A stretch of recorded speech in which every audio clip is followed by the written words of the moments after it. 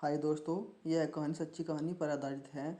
इसमें एक स्त्री दूसरी शादी कर रही है। पति को बिन बताए तथा पति पंडित का भेष बदलकर शादी में पहुंचता है और शादी का पता लगाता है।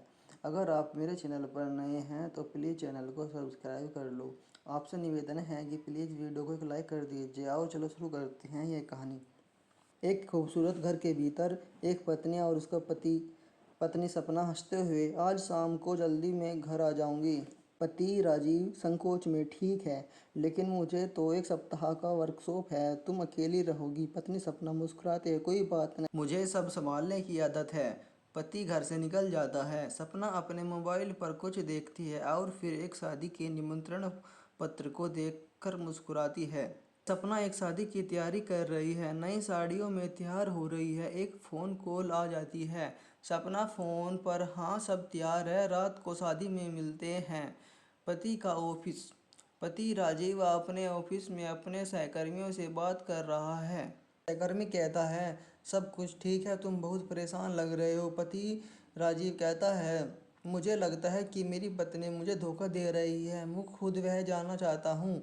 सहकर्मी, तुम क्या करने वाले हो? पति राजीव, मैंने एक पंडित की भूमिका निभाने की योजना बनाई है ताकि मैं शादी में समारोह को देख सकूं और सच्चाई जान सकूं।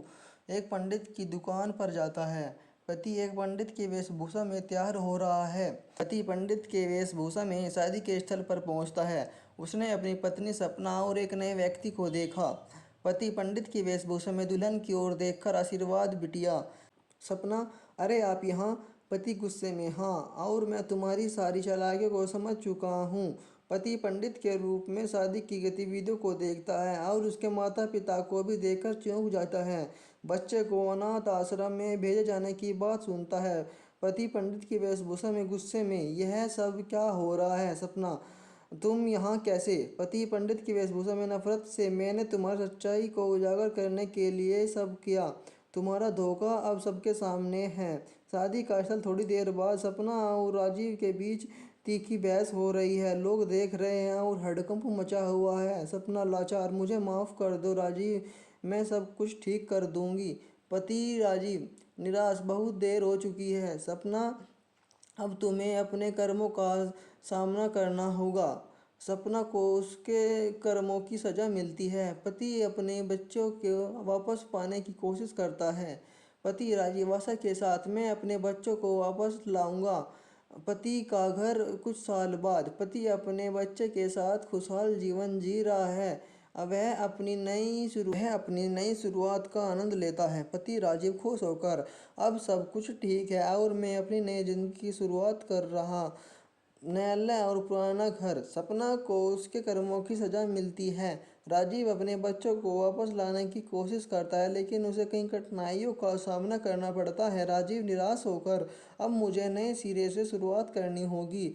नया घर और नई शुरुआत। राजीव एक नया घर खरीदता है और एक नई जिंदगी शुरुआत करता है। कुछ महीनों बाद राजीव को सरकारी नौकरी मिल जाती है और वह अपने नए परिवार के साथ खुशी खुशी रहने लगता है। राजीव का नया घर।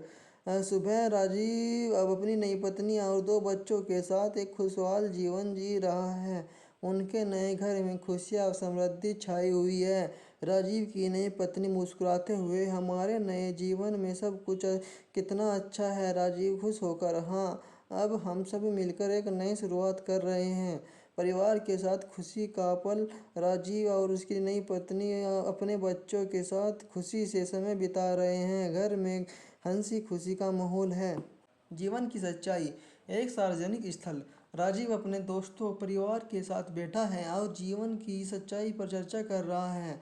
राजीव गंभीरता से, हमने सीखा है कि जीवन में कठिनाइयों का सामना करना पड़ता है लेकिन हमें हमेशा उम्मीद और धैर्य बनाए रखना चाहिए। संतुलन और खुशी। राजीव का परिवार।